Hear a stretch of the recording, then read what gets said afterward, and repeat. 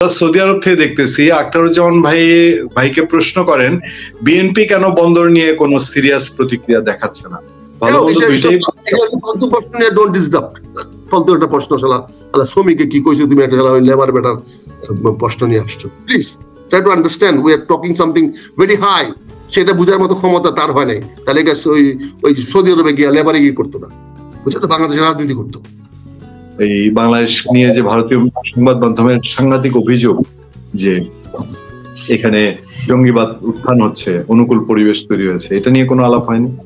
Even Bharat যে নতুন নতুন গ্যারিসন করেছে আমাদের লালমনিরহাট তীরে, খলিলুর রহমান সাহেব কি এই বিষয়ে কিছু জানতে চেয়েছেন? এগুলো নিয়ে কি কোনো আলাপ হয়নি? ভারত কি নতুন কোনো পলিসিতে গেছে? ভুটানের রাজা এসছেন, তার কথা বলা হচ্ছে যে তিনি অনেক সময় মডারেটরের ভূমিকা পালন করেন। আপনার সার্বিক বিশ্লেষণ আশা করি মেজর আখতারুজ্জামান রঞ্জন। ধন্যবাদ দাদিয়া। আদি তোমাকে সালাম, আসসালামু আলাইকুম। তোমার মাধ্যমে তোমার অগণ দর্শক শ্রোতাদেরকে আমার সালাম জানাই, আসসালামু আলাইকুম। যে যেখানে আছেন ভালো থাকবেন, সুখে থাকবেন, শান্তিতে থাকবেন, সবচেয়ে বড় কথা হলো নিরাপদে থাকার চেষ্টা করবেন। আমি ভুটান দিয়ে তাহলে শুরু করি। আমরা বলেছিলাম যে বন্দর নিয়ে কথা বলবো, বন্দরটা নিয়ে বিস্তারিত কথা বলা দরকার আছে, কথা বলবো, বিস্তারিত কথা বলবো বন্দর বিষয়টি, নীতিগত বাস্তবতা এবং তার ভবিষ্যৎ কি হবে সেটা নিয়ে বিস্তারিত আলোচনা করতে চাই। তার আগে আমরা দেখি ভুটান। আমরাও শুনতে চাই। ভুটানের আজকে ভুটানের রাজা আসছেন, মান্যবর প্রধান উপদেষ্টা সাহেব সকালবেলা ঘুম থেকে উঠে গিয়ে তাকে রিসিভ করেছেন, খুবই ভালো কথা। ভারত ভুটানের প্রধানমন্ত্রীকে এতটুকু সম্মান শ্রদ্ধা দেখিয়েছেন, এটার জন্য আমরা গর্বিত যে আমাদের ছোট একজন প্রতিবেশী দেশকে উনি অত্যন্ত গুরুত্ব সহকারে দেখেন। আমরা সেটাকে স্বাগত জানাই এবং ওনাকে ধন্যবাদ জানাই। আজকে একটা নতুন বিজয় হয়েছে মুক্তিযোদ্ধাদের। এই দেশে যারা চেয়েছিল মুক্তিযোদ্ধাদের চিহ্ন মুছে দিবে, তাদের মুখে কালিমা দিয়ে আজকে আমরা দেখতে পেলাম মুক্তিযোদ্ধার স্মৃতিসৌধ, যেখানে সংবিধানকে আমরা ফেলে দেওয়ার চেষ্টা করছি। সংবিধান ফেলে দেওয়া মানে মুক্তিযুদ্ধের স্মৃতিসৌধকে ফেলে দেওয়া। বাংলাদেশের মুক্তিযুদ্ধের যে স্তম্ভ, আমাদের স্মৃতিস্তম্ভ, সেটাকে যারা অস্বীকার করার চেষ্টা করছে, যারা বাংলাদেশের জাতীয়তাবাদ, বাংলাদেশের স্বাধীনতা, মুক্তিযুদ্ধ ইত্যাদিকে অস্বীকার করার চেষ্টা করছে, তাদের গালে প্রচন্ড চপটাঘাত দিয়ে ভুটানের রাজা সেখানে পুষ্পস্তবক অর্পণ করতে গেলেন রাষ্ট্রীয়ভাবে। এটাই হলো ভুটানের এই প্রধানমন্ত্রীর বাংলাদেশে আসার একটি সিগনিফিক্যান্ট, একটি অত্যন্ত তাৎপর্যপূর্ণ নিদর্শন। এটাকে অস্বীকার করতে পারলেন না বর্তমান সরকার। এবং এখানে ভারতের প্রতি যে এই সরকার তার যে নীতি পরিবর্তন করে ফেলেছে, তার নীতি যে ভারতের দিকে চলে গেছে, চলে যাচ্ছে বা চলে যাচ্ছে না, চলে গেছে, তার প্রতিফলন দিয়েছে।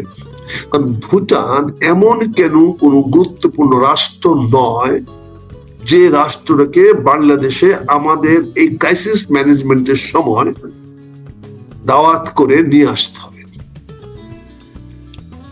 আপনি যথার্থই বলেছেন যে উনি অনেক সময় ভারতের সঙ্গে অন্যান্য দেশের মধ্যস্থতা করার দায়িত্ব পালন করে থাকে এবং সেই মধ্যস্থতা উনি করেন ভারতের পক্ষে বা ভারতের সঙ্গে যারা বোঝাপড়া করতে চায়, যাদের সরাসরি সম্পর্কটা গড়ে উঠে নাই, তারা চায় তাদের মাধ্যমে গড়ে তুলতে। এটা হলো আমাদের দেশে তদবিরের মতো। যেমন আমি ডক্টর ইউনূস সাহেবের কাছে একটা তদবির করতে চাই, একটা তদবির নিয়ে যেতে চাই, কিন্তু ওনার সঙ্গে আমার সরাসরি যোগাযোগ নাই, উনি আমাকে চিনেন না বা আমার গুরুত্ব নাই। তখন আমি চিন্তা করে দেখি তো ওনার কার কথা উনি শুনে, কার কথাকে বেশি গুরুত্ব দেয়, এমন কোন লোকের সঙ্গে আমি যোগাযোগ করতে পারি কিনা। হোক সে ছোট, হোক তার কিন্তু অন্তর্মহলে যাওয়ার যোগ্যতা আছে এমন লোকটিকে।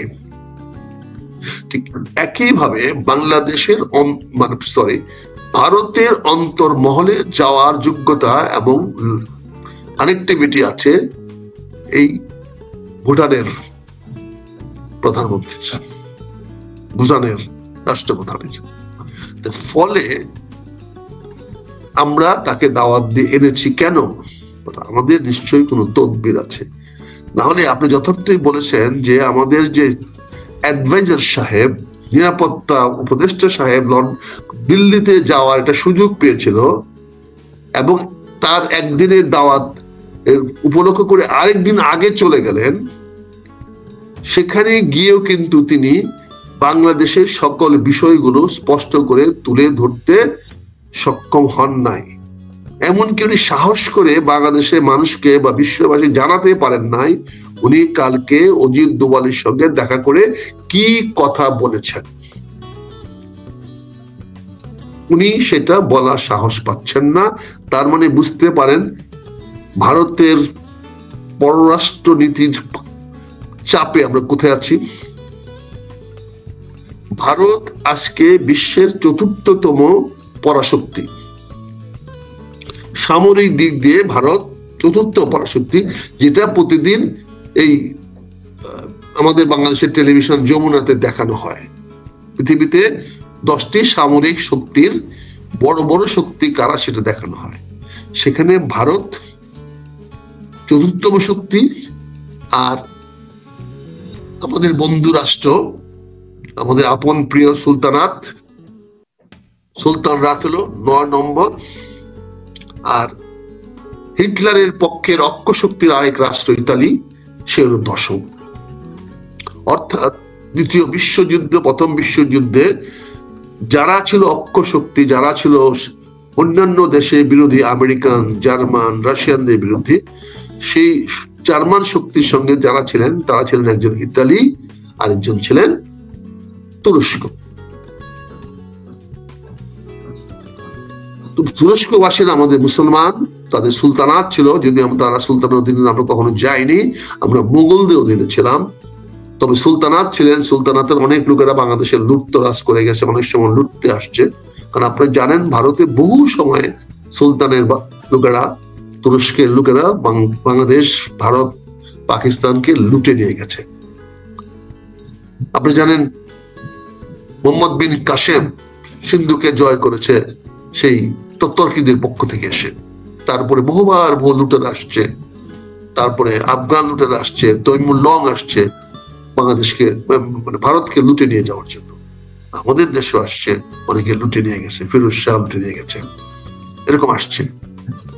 সেই ৪র্থ শক্তিশালী রাষ্ট্রের পাশে এসে বাংলাদেশে তুরস্ক অস্ত্র বিক্রি করতে চায়, অস্ত্রাগার কিনতে চায়, অস্ত্রাগার বানাতে চায়। এবং আমাদের একজন বাণিজ্য উপদেষ্টা বলেছেন, গতকালকে সেনাবাহিনীতে আলোচনা করতে গিয়ে আমরা দেখলাম, ইউটিউবে দেখলাম, ওনার ভাইয়ের চ্যানেলে দেখলাম, নাসিরের চ্যানেলে দেখলাম, তিনি নাকি কয়েকজন আর্মি অফিসারকে বলেছেন আপনারা কামান বানান, ট্যাঙ্ক বানান। জানি না উনি অস্ত্র টাকা পয়সা দিবেন কিনা সেটা বলছেন কিনা। উনি তাদেরকে উস্কে দিয়েছেন দেশে কামান বানানোর জন্য, অস্ত্র বানানোর জন্য। এই কামান, অস্ত্র, বন্দুক বানিয়ে আমরা কার সঙ্গে যুদ্ধ করি? আগে তো আইডেন্টিফাই করতে হবে এনিমিকে। অথচ সেই অস্ত্রটা আনবো কোত্থেকে? আমরা তো সবাই জানি কার সঙ্গে ব্যবসার কার লাইন। বাংলাদেশের মানুষ, ছোট্ট দেশ, সবাই সবার কানেকশন জানে। এখন আপনি তুরস্ক হলো ৯ম এবং ইতালি হলো ১০ম দেশ। এখনো ইতালি এবং তুরস্ক এক আছে কিনা, একসঙ্গে আছে কিনা আমরা জানি না।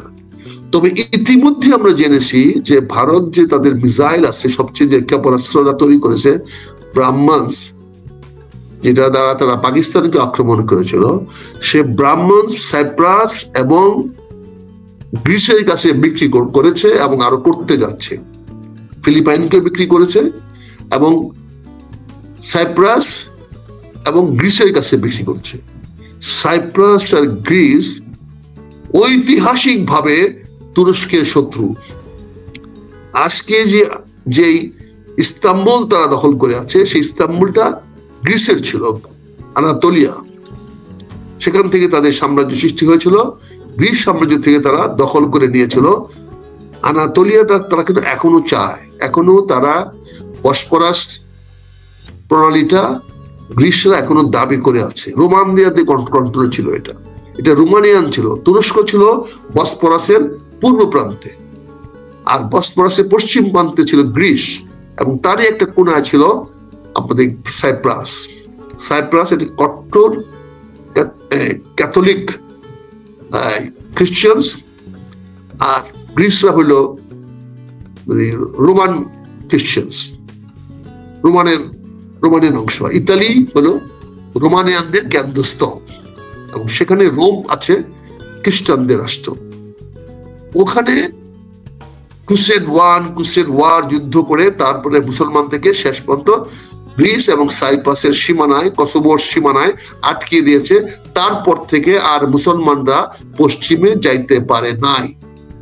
এই খ্রিস্টানরা সেদিন সাইপ্রাসে এবং এই ধরে একদম যুগোস্লাভিয়া, সার্বিয়া সমস্ত জায়গাতে যুদ্ধ করে মুসলমানদেরকে ঠেকিয়ে দিয়েছে, এবং মুসলমানদের কাছে শর্ত করেছে, তোমরা কখনো আর পশ্চিম দিকে আসতে পারবে না।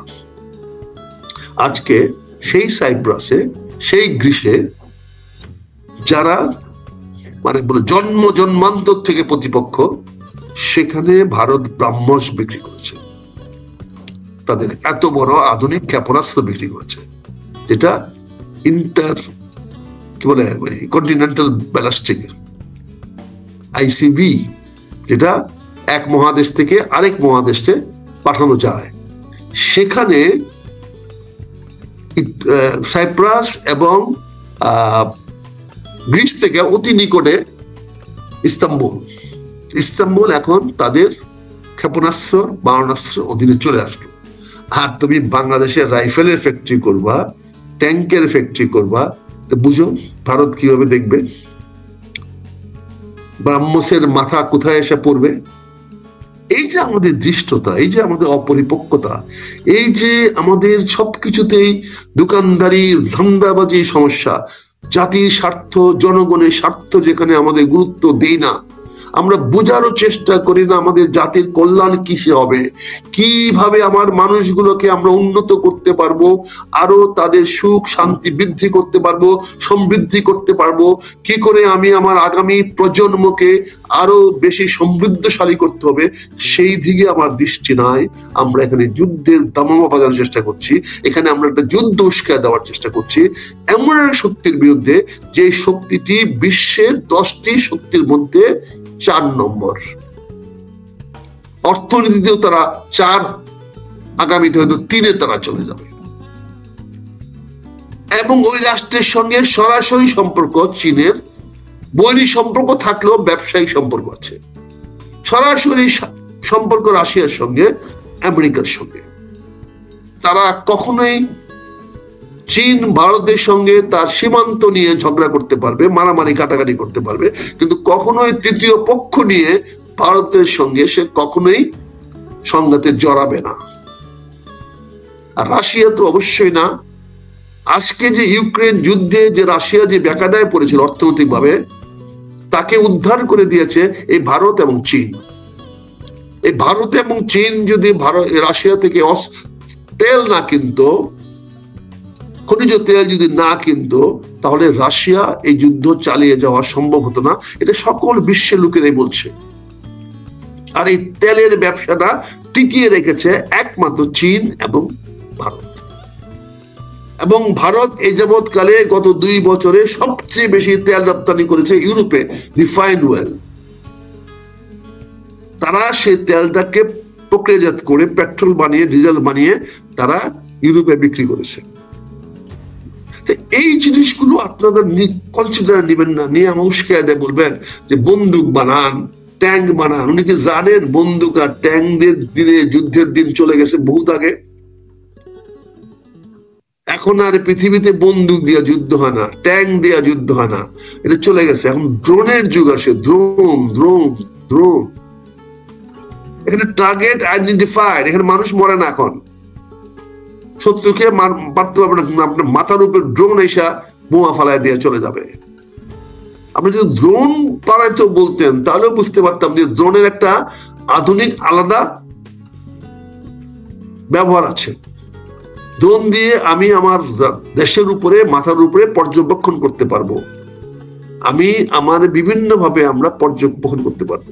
এবার কালকে আমি বলছিলাম, আমরা সশস্ত্র বাহিনীর একটা অনুষ্ঠানে গিয়েছিলাম, সেখানে দেখলাম অনুষ্ঠানের পরে প্রায় 2 থেকে 3 ঘন্টা লাগছে গাড়ির যানজট করে গাড়িগুলো নিয়ে আসছে। আর এই বয়স্ক বৃদ্ধ মানুষগুলো রাস্তার পাশে ধরে আছে, গাড়ি আসতেছে। তখন আমি একটা এমপি মিলিটারি পুলিশের ক্যাপ্টেনকে ডেকে বললাম, তুমি না আধুনিক ছেলে, তুমি না এই প্রজন্মের ছেলে, তুমি কি তোমার সিও কে বলতে পারো নাই যে স্যার এই সমস্যাটার সমাধান তো রাস্তায় মিলিটারি পুলিশ লাগায় না, রাস্তায় মিলিটারি পুলিশ দাঁড় করে সমস্যা না, এই সমস্যার জন্য তোমার দরকার ছিল একটা ছোট্ট অ্যাপস। যতগুলো লোককে দাওয়াত দিয়েছো তাদের গাড়িতে একটা স্টিকার দিয়েছো, স্টিকারটার মধ্যে তুমি একটা স্ক্যানার বসায় দিতা, ওই গাড়িটা যখন ঢুকতো, প্যাসেঞ্জার নামাইতো, তখন তুমি স্ক্যান করে রেখে দিতা। ওখানে একটা বসায় দিলে, স্পট বসায় দিলে, স্ক্যান করলে বুঝে যেত গাড়িটা এই নাম্বার। সেই গাড়িটা গিয়া 1 কিলোমিটার দূরে যেখানে গাড়ি পার্কিং ব্যবস্থা করতো সেখানে বসে থাকতো। তারপরে ওনার সাহেব যখন আসবে, যখন গাড়ি চাইবে, তখন 2 মিনিট বা 5 মিনিট আগে তুমি ওনার গাড়িটাকে কল দিলেই ওই গাড়িটা আসতো। তো অটোমেটিক্যালি একটা সিরিয়াল তৈরি হয়ে যেত, গাড়িগুলা পার্কিং থেকে বের হওয়ার দরকার ছিল না। জাস্ট অ্যাপসটা ব্যবহার করলে, এই এআই যুগে এটা ব্যবহার করলে একজনের পর একজন গাড়ি আসতে থাকতো, আর যারা সবাই বসে আছেন চেয়ার টেবিলে বসে থাকতো, গাড়ি আসলে বলতো স্যার আপনি গাড়ি আসছে, আপনি গাড়ি আসছে। সেখানে কোনো ম্যান পাওয়ারও দরকার ছিল না, জাস্ট স্ক্যানারটা দিয়ে সে চলে আসতে পারতো। ম্যাক্সিমাম 15 থেকে আধা ঘন্টা সময় লাগতো। এই জিনিসটা আমাদের সেনাবাহিনীর ভাইদের মাথায় নাই, এটাই তো প্রমাণিত হলো। ক্যাপ্টেনকে বললাম, বলে স্যার আমাকে বললে কি হবে, আমি বুঝি ওনাকে কি বললেন, কিন্তু তাকে রাস্তার পাশে পেয়েছিলাম বলে বসে বসে তার সঙ্গে খোশ আলাপ করছিলাম। একটা 5000 গাড়িকে আপনি লাইন আপ করতে পারেন না, যে সশস্ত্র বাহিনী, যে সেনাবাহিনী, সেই সেনাবাহিনীকে দিয়ে আপনি চিন্তা করছেন ভারতের সঙ্গে যুদ্ধ করতে যাবেন। অবাক লাগে যে আমরা নিজেদের গায়ে মাসুল কতটুকু, আমার শরীরের থাম শক্তি কতটুকু, সেটা আমি বুঝি না। আমার এই থামটা দিয়ে কারো গায়ে মারলে পরে আমি ব্যথা পাবো না, সে ব্যথা পাবে, সেটাও আমি বুঝি না। আমার মুষ্টিতে এত শক্তি হয় নাই যে আমি পাথরটাকে ভেঙে ফেলবো একটা ঘুষি দিয়ে। এইটা উপলব্ধি করতে পারি না, আমরা উপদেষ্টা হয়ে যাই। দুর্ভাগ্য আমাদের দেশ। আন্দোলন করলো কারা? বৈষম্য বিরোধী কে করলো? আর বৈষম্য কারা আজকে খাচ্ছে? লুটে পুটে খাচ্ছে, চেটে পুটে খাচ্ছে কারা? ওই ছেলেদেরকে দেখলাম ব্যাঙ্গের শরীর, এখানে সেখানে ঘুরে বেড়াচ্ছেন। এই যে অবস্থা, সেখানে দাওয়াত দিয়েছে, প্রধান উপদেষ্টা সাহেবকে ঘেরাও করে রাখছে মিলিটারি লোকেরা উইথ আর্মস, উইথ গান। তোমার বাড়িতে দাওয়াত দিয়েছো, তুমি তাকে গান দিয়ে আটকে রাখো। তা দাওয়াত দিলা কেন এই ভদ্রলোককে? যে এই ভদ্রলোকের নিরাপত্তা নিয়ে এত ঝুঁকিপূর্ণ, তাকে দাওয়াত দেওয়া দরকার ছিল না আমাদের সামনে, সবার সামনে? কি প্রয়োজন ছিল এত লোকের সামনে তাকে দাওয়াত দিয়ে নিয়ে আসা, যা নিরাপত্তা নিয়ে নিশ্চিত তোমরা চিন্তিত? আর তার নিরাপত্তা বিঘ্নিতকে যারা মেহমান ছিল তারা করতো বা করবে কোনোদিন? করবে তো তোমরাই, যারা পাহারা দিয়ে আছো, তারাই তো আগামী দিনে তার জন্য নিরাপত্তা বিঘ্নিত করবা। আজকে দেশমাতা খালেদা জিয়াকে খুব তোয়াজ করে নিয়ে আসছো। দেশমাতা খালেদা জিয়ার বাড়িটা কি শেখ হাসিনা ভাঙছিল? আওয়ামী লীগ ভাঙছিল? সেই প্রশ্নের জবাবটা কে দিবে? সে হয়তো নিমিত্ত, সে হয়তো নির্দেশ দিয়েছিল, সেই নির্দেশ তোমরা পালন করলা কেন? সে বাড়িটা কেন ভাঙলা? কেন বাড়িটা ভেঙ্গে সেখানে তোমরা প্রাসাদ বানাইলা? তোমরাই তো বানাইছো। এই প্রশ্ন করলে তো আমরা আবার আগামীতে দাওয়াত পাবো না। কতবার দাওয়াত পাই নাই, কতবার পাইছি, এগুলো বললে দাওয়াত বন্ধ হয়ে যায়, আবার তোমাদের প্রতি একটু কিছু কথা পক্ষে বললে আবার দাওয়াত পাই। তোমাদেরকে যে শালা তোমাদের জিলেটের জেনারেল সাহেবদেরকে ধরে বাইন্দা নিয়ে যাচ্ছে, তোমাদের লজ্জা করে না? আর তোমরা তাদেরকে পড়া দেওয়ার জন্য আমাদের সামনে এই সিপাহীদেরকে দাঁড় করে রেখেছো। আর প্রতিটা সেবার সঙ্গে কালকে যারা জামাতের লোক গেছে, ইসলামী দলের লোক গেছে, তাদের সঙ্গে কথা বলেছে। একবার খেয়াল করে দেখেছ? একবার লক্ষ্য করে দেখেছো এই প্রতিটা লোকের সঙ্গে কেন এই ইসলামিক দলের লোকগুলা ঘুষুর করলো সিপাইকে? কেন করলো? তাদেরকে লিঙ্ক করে দেওয়া সুযোগ করে দিলাম, তাদের সঙ্গে কানেক্টিভিটি করে দিলাম, কানেকশন করে দিলাম। তোমরা কেন? তার মানে বাংলাদেশটা একটি ষড়যন্ত্রের দেশ হয়ে গেছে। বিভিন্ন ধরনের ষড়যন্ত্রের খেলা চলতেছে। এখানে আইসা অফিসারদেরকে বলতেছো, ইউনিফর্ম পরা অফিসারদেরকে বলতেছো যে আপনারা বন্দুক বানান, কামান বানান, ট্যাঙ্ক বানান। এটা কি গণেশ সাহেব বানাবে, মেজর সাহেব বানায়, না রাষ্ট্রীয় সিদ্ধান্ত হয়? রাষ্ট্রীয় সিদ্ধান্তের মধ্যে কি ক্যাপ্টেন সাহেব, গণেশ সাহেব, মেজর সাহেব, এই জেনারেল সাহেব করে? ওরা সেই কথাগুলো বলার উদ্দেশ্য কি? আর সেইটা প্রচারিত হয় আবার তোমারই ভাইয়ের নাসিরের হোয়াটসঅ্যাপে, ইউটিউবে। এই তো হলো তারপর ষড়যন্ত্র কোথায় হচ্ছে। সেখানে দেখলাম বিভিন্ন ইসলামিক দলের লোকগুলা যেখানে যেখানে ইউনিফর্ম অফিসার বাচ্চাদের কথা বলছে, এমনকি যারা চারপাশে গার্ড দিচ্ছে তাদের কথা বলছে। কেন বেগম খালেদা জিয়ার বা ইউনূস সাহেব যেখানে বসছে সেটা ঘেরাও করে রাখলা? কেন? কেন সবার সঙ্গে মিশতে দেওয়া হলো না? কেন উনি জনগণের সঙ্গে কথা বললো না? জনগণের মাইন্ডও জানতে পারতো, জনগণের সঙ্গে কথা বলতে বুঝতে পারতো যে মানুষ কি চায়। অসুস্থ মাতা খালেদা জিয়াকে তোমার দরাদরি করে নিয়ে আসলাম, নিয়ে এসে বসাইলা, বসানোর ছবি দেখাইলা, আবার পাঠায় দিলা। তার মানে উনি যে তোমাদের হাতে বন্দি, তাই কি প্রমাণ করে দিলা? তোমাদের ইচ্ছার বাইরে যাওয়ার ক্ষমতা উনার নাই, এটাই কি প্রমাণ করে দিলেন? ডক্টর ইউনূসের ডাইনে বাঁয়ে যাওয়ার ক্ষমতা নাই, এক কদম ডাইনে যাওয়ার বাঁয়ে যাওয়ার ক্ষমতা নাই, এটাই কি গতকালকে রাত্রে প্রমাণ করে দিলেন আপনারা সন্ধ্যার সময়? ডক্টর ইউনূস ফ্রি ম্যান, আসবে, সবার সঙ্গে দেখা করবে, জাতীয় নেতৃত্ব ওখানে সবাই মিনিমাম র্যাঙ্ক কর্নেল, তার উপরে।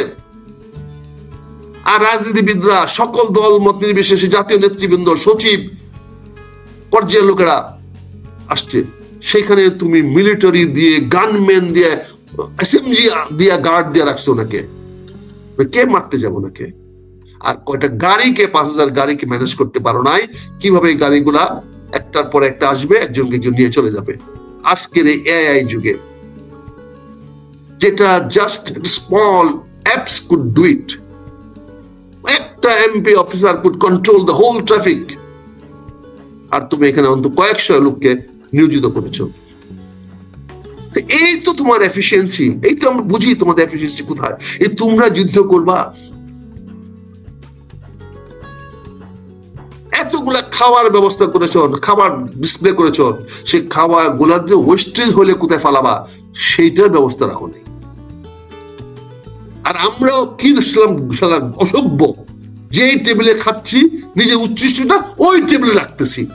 জাতীয় অসভ্য গুলা দেখতে লজ্জা লাগে, বুভুক্ষর মতো যে খাচ্ছে ওখানে, খেয়ে আবার ওই খাওয়ার টেবিলেই তার উচ্ছিষ্ট রেখে দিচ্ছে। কালকে ভিডিও গুলা দেখেন আপনারা, যারা যারা ভিডিও করেছেন, যারা দেখেছেন, দেখেন। আমার কথা যদি ভুল হয় আমাকে ফাঁসি দেন, ফাঁসি লটকান আমাকে। আমি কেন আপনাদের মতো করে দেখি না? আমি কেন আপনাদের মতো করে বুঝি না? আমি কেন আপনাদের মতো এত অনুগত হতে পারি না? 10 মিনিট 15 মিনিটের জন্য সময় খালেদা জিয়াকে আইনা একটা কি দেখালেন আপনারা? সার্কাস দেখালেন। কিভাবে রাজনীতিবিদরা আপনার কাছে মানে কি বলে, কি বলবো, বলতে এগুলো মানে মানে ফেড আপ। খাবার দিচ্ছেন, ডিসপ্লে করছেন, তারপরে অর্ধেক খাবার শেষ, সব খাবার নাই। প্রধান উপদেষ্টা বক্তব্য দিয়েছেন, বক্তব্য দেওয়ার পরে বলছেন আপনারা এখন চার জন আলোচনা দাওয়াত দেওয়া হলো। প্রধান উপদেষ্টা আসবেন 3টায়, 4টায়। আপনি বলে দিলেন 3টার মধ্যে সবাইকে প্রবেশ করতে হবে। সবাই আপনাদের বাপের চাকর, ঠিক আছে, হুকুম দিছেন, দাওয়াত তো দেন না, হুকুম দিছেন, ঠিক আছে, আপনি হুকুম পালন করলাম, গেলাম। আবার বলছেন 5টার আগে কেউ বেরোতে পারবেন না, উনি আগে বেরোবেন, তারপরে বেরোবেন। ঠিক আছে, আমরা মহারাজার অধীনে বাস করি, জমিদার সাহেব যা বলবেন তাই তো আমাদের মানতে হবে, ঠিক আছে। তারপরে দেশমাতা খালেদা জিয়া আসতেন, প্রধান উপদেষ্টার বক্তৃতা শেষ, খাওয়া দাওয়ার পরে উনি আসলেন। এই তো প্রটোকল বাংলাদেশের। তারপরে এই লোকগুলা এত কষ্ট পাইলো, কিন্তু বলবে না, সেনাবাহিনীর পক্ষে বলতে গেলে তো সব ভয় পায়। এমন একটা অবস্থায় আছি আমরা, বলেন।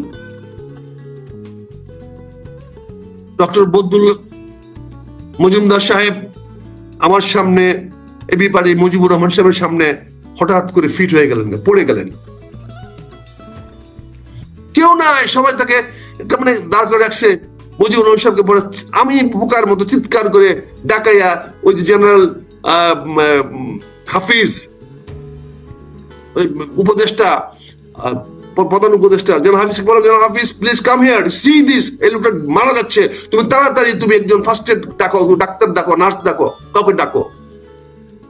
এতগুলো অফিসারের মধ্যে একটা অফিসার পাওয়া গেল না এসে দেখতে। কতক্ষণ পর একজন লেস নায়ক আসছে, তারপর একটা স্ট্রেচার নিয়ে আসছে চিল্লাচিল্লি করার জন্য। তারপরে মজুমদার সাহেবকে স্ট্রেচার করে নিয়ে যাওয়া হয়েছে। যদি আল্লাহ না করুক এই বয়স্ক লোকটা ওদের মারা যেত কালকে, ওখানে কি জবাব দিতাম জাতির কাছে আমরা, বলেন। এতগুলো অফিসার দাওয়াতে ছিল, একটা অফিসার দৌড়ে এসে বললো না আমি মেডিকেল স্পেশালিস্ট, আমি সার্জিক্যাল স্পেশালিস্ট, আমি এই specialist, let me see, let me check him. তার মানে রাজনীতিবিদদের প্রতি এই দেশের সামরিক কর্মকর্তাদের বিদ্বেষ কতটুকু, এটা তো বোঝা গেল। তারপরে করে নিয়ে গেছে, আর বাকিগুলোকে কোনো কেউ জানেও না ঘটনাটা কি ঘটতেছে, কেউ তাকায়া দেখলো না যে লোকটা স্টেশনে করে নিয়ে যাওয়া হচ্ছে কেন। এই হলো আমাদের সহানুভূতি, এই হলো আমাদের সহমর্মিতা। আমি অত্যন্ত ব্যক্তিগতভাবে কৃতজ্ঞতা জানাই এবি পার্টির মুজিবুর রহমান সাহেবকে। উনার গায়ের উপরে উনি পড়ে গেছিলেন, উনি যেভাবে ধরে রেখেছেন, তারপরে বাতাস করেছেন, পানি খাওয়াইছেন, যে পরিচর্যা করেছেন, আমি সেই জন্য মুজিবুর রহমান সাহেবকে মনে করি আমাদের চেয়ে অনেক বেশি মানবিক, অনেক বেশি নেতা নেতৃত্ব সুলভ আচরণ দেখানোর মতো। ওরকম একটা পরিস্থিতিতে উনি ঠান্ডা মাথায় যেভাবে নিজে ব্যক্তিগতভাবে ওনার ভিজিটিং কার্ডটা দিয়ে বাতাস করেছেন ওনার মুখে, যে দাওয়াতের কার্ডটা আর কিছু ছিল না, দাওয়াতের কার্ডটা দিয়ে তার মুখে বাতাস করেছেন। এই চিত্রটা যদি আমি দেখাতে পারতাম, যদি ভিডিও করতে পারতাম, দেখাতে পারতাম, আমি জাতিকে দেখাইতে পারতাম, হ্যাঁ মুজিবুর রহমানদের মতো নেতা এখনো আছে যারা জনগণের কল্যাণে আগায় আসতে পারে। মুজিবুর রহমান ভাই শুনলে যাই না, কিছু মাইন্ড করবেন না, কিন্তু আমি কৃতজ্ঞতা জানাই আপনার কাছে, ধন্যবাদ জানাই কালকে আপনি যেভাবে মজুমদার সাহেবের পরিচর্যা করেছেন। আমিও তো আপনার মতো করে করতে পারি নাই। আমি আপনার পাশে থাকলে আপনি যেভাবে করেছেন, যেভাবে ওনাকে ধরে রাখছেন, আমি তো সেই সুযোগটা পাইনি।